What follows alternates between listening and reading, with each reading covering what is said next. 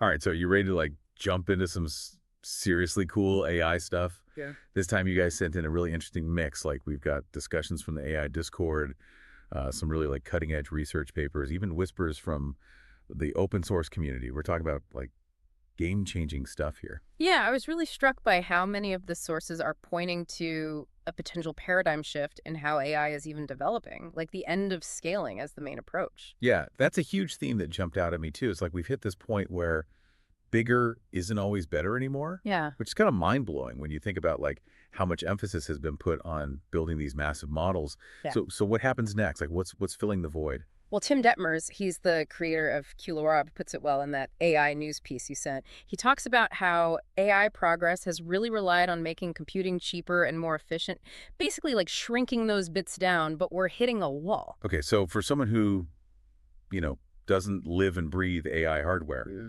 what does that actually mean? Like why is this shrinking hitting a limit? Imagine you're trying to cram a massive file onto a tiny flash drive. You can compress it to a point, but eventually you start losing important information. That's basically what's happening with quantization in AI. We've been making the numbers smaller and smaller that are used in these models to make them faster and more efficient, but we're reaching like the limit of how much we can squeeze without sacrificing accuracy. So it's like we've been optimizing the heck out of Yeah. things, and now we need a whole new approach. Exactly. And that's why I think these projects you sent are so fascinating. They represent a shift in focus from bigger is better to what can we do with what we've got, and the results are amazing. All right, let's talk about some of these game changers. What Yeah. stood out to you? One that I think has huge potential is Qwen 2.5 Coder 32B Instruct. It's open source, it's powerful, and it's remarkably practical. It's actually outperforming big commercial models like Claude Sonnet 3.5 on some benchmarks. Open source beating out the giants. Yeah. That's a big deal. Yeah, it is. And what makes it even more interesting is that the smaller version, the 14 billion parameter one, runs really well on standard hardware.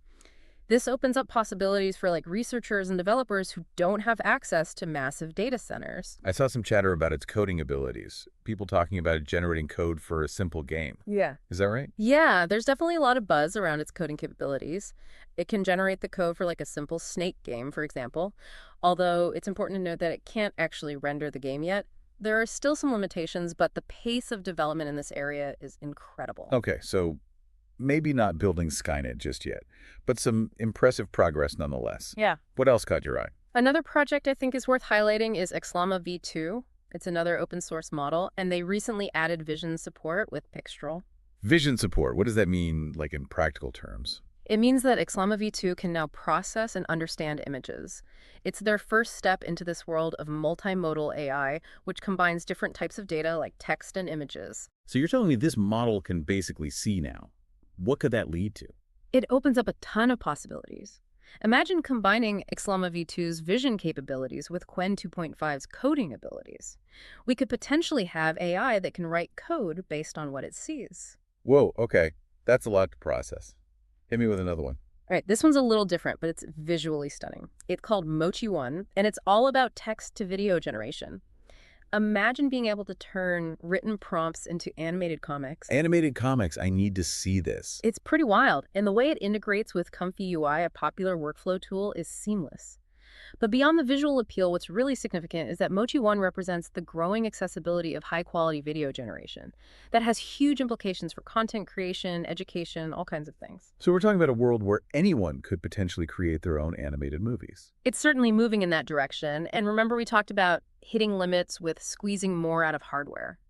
Well, some projects are navigating that by getting really clever with optimization. One example is SurfGrad. SurfGrad. Okay, that sounds more like a beach vacation than cutting-edge AI. Right. It's actually a web GPU-based autograd engine that managed to achieve a teraflop of performance on an M2 chip. And the crazy thing is, it was built by one person as a learning project. Wait, one person? No giant tech company or research lab? Nope, just one person. That's the beauty of the open source community. It's not about brute forcing things with tons of hardware, but about finding elegant solutions through code. So we've got AI that can write code, understand images, create animations, and achieve supercomputer-level performance on a laptop. Is there anything else you want to add to that list? One more, and this one ties into that shift away from scaling single models. It's called Magentic-One, and it's a multi-agent system. Essentially, it breaks down complex tasks by coordinating a bunch of smaller, specialized AI agents. Okay, so like a team of AI specialists, each with their own unique skills. Exactly. And what's really interesting is that Magentic-One is already outperforming traditional models on some tasks. It seems that having a team of smaller AI agents working together can be more effective than relying on one giant model. So the future of AI might not be one massive brain, but a network of interconnected ones. That's a pretty wild thought. It is, and it leads to some really fascinating questions about how we design, manage, and control these complex systems. We'll dive into those a bit later. Definitely a lot to unpack there. Yeah. I think we've covered some seriously groundbreaking stuff in just this first part of our dive. We have. And what's so exciting is that this is just a glimpse into the incredible innovation happening in the world of AI right now. Yeah, it really is a remarkable time to be following AI development. But it's not just about the cool technology, right? We need to consider the broader impact these advancements could have. Whoa, absolutely. We've been totally geeking out over these incredible projects, but it's important to step back and ask, what does this all mean for the world? What are the potential benefits and what should we be cautious about? Well, one of the most promising aspects of this shift away from scaling is the potential for democratization. Hmm. As we saw with Quinn 2.5 Coder, Yeah. powerful AI models are becoming more accessible to people who don't have the resources of a Google or an OpenAI. So instead of AI development being concentrated in the hands of a few big players, we're seeing a more level playing field. Exactly. Imagine a world where students, entrepreneurs, small businesses, anyone with a good idea can access these tools. It could Yeah. be a huge boost for innovation across all sorts of fields. That's an exciting thought. Mm.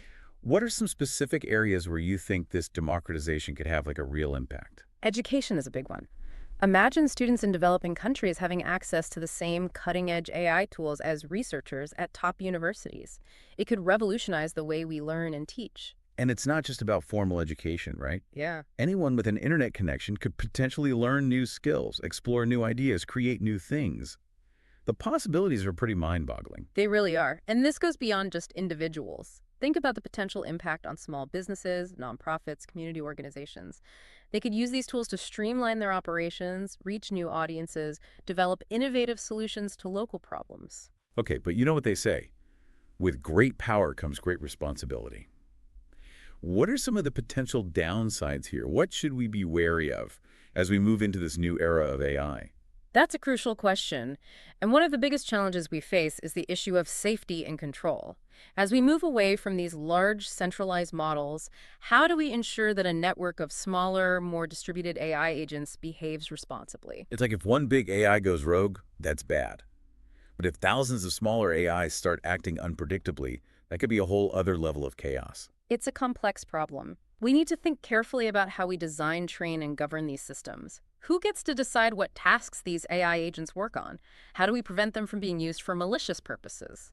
These are questions that researchers, policymakers, and society as a whole need to grapple with. And these questions get even more complicated when you consider the open source nature of a lot of these projects. It's Yeah. not like one company is calling all the shots anymore. Exactly. Open source development has incredible potential for collaboration and innovation, but it also presents unique challenges when it comes to safety and control. How do you establish ethical guidelines and safety protocols when the development is happening in a decentralized, collaborative way? It sounds like we're walking this tightrope between incredible potential and potential risks. So what are some practical steps we can take to navigate this new landscape? What needs to happen to make sure these powerful tools are used for good? Well, for starters, we need to prioritize research on AI safety and ethics.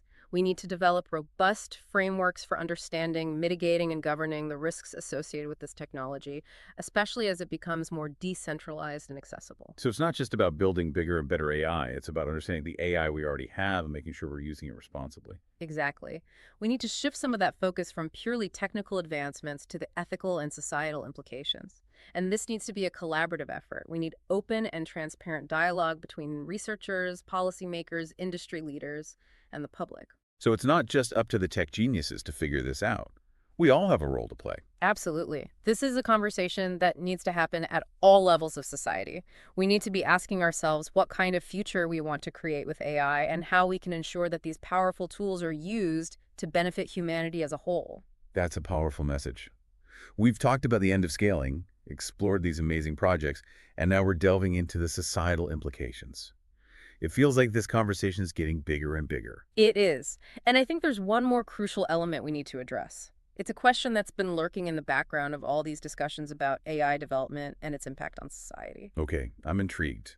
What's this big question? What if, in all our focus on scaling and optimization, we've missed something fundamental about intelligence itself? Whoa, you're taking us deep now. Go on. We've been defining AI progress in terms of bigger models, more data, faster processing. But what if true intelligence isn't just about brute force computation? What if it's about something more nuanced, something we haven't quite grasped yet? So you're saying that maybe we've been chasing the wrong metrics, that maybe there's more to intelligence than we realize. Exactly. What if these smaller, more specialized AI agents working together in intricate ways are actually starting to exhibit some of those qualities we associate with human intelligence? Things like adaptability, creativity, the ability to learn from mistakes. Okay, you officially blew my mind. That's a whole new way of looking at things. So what does this all mean for the average person? Why should they care about this potential shift in our understanding of intelligence? Because this isn't just some abstract technological shift happening in the background. This is about the tools that will shape your future, the opportunities that will emerge, the challenges we'll face as a society. It's about understanding the forces that are shaping the world around us. It's about being informed, being engaged, and being prepared to embrace the incredible possibilities and navigate the complexities of this new era of AI. Well said. We've only just begun to explore these ideas today, but hopefully this deep dive has sparked your curiosity and given you a glimpse into the exciting and ever-evolving world of AI. Yeah, it really does feel like we're on the verge of something huge with AI. But as we've been discussing, it's crucial that we approach this new era thoughtfully and responsibly. For sure. And thinking about all these smaller specialized AI agents working together makes me wonder, could this be a key to unlocking even greater levels of AI creativity? That's an interesting thought. We often associate creativity with this spark of individual genius, but what if it's actually more about collaboration, about different perspectives coming together? Like a brainstorming session, Yeah. but with AI agents instead of people. Exactly. Imagine a group of AI agents, each with their own unique strengths and knowledge base, working together to generate new ideas, solve problems in innovative ways, even create art or music. That's a wild concept. Yeah. But it makes sense when you think about how human creativity often emerges from collaboration and sharing ideas. Yeah. Exactly. And if we can figure out how to foster that kind of creative synergy between AI agents, who knows what we might be able to achieve. I'm officially adding AI-powered jam session to my bucket list. But on a more serious note, we've talked about potential benefits and risks. But I'm curious, what does this all mean for you, dear listener? Why should you care about the end of AI scaling and the rise of these new approaches? Because this isn't just some abstract technological shift happening in the background. This is about the tools that will shape your future, the opportunities that will emerge, the challenges we'll face as a society.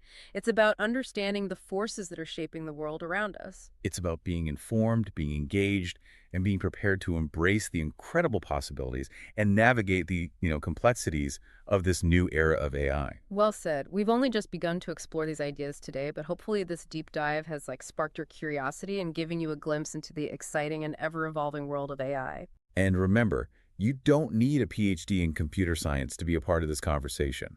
Whether you're a student, an entrepreneur, an artist, or just someone who's curious about the future, your voice matters. Absolutely. Stay curious, stay engaged, and who knows, maybe you'll be the one to unlock the next big breakthrough in AI. Thanks for joining us on this incredible journey. Until next time, keep exploring and keep pushing the boundaries of what's possible.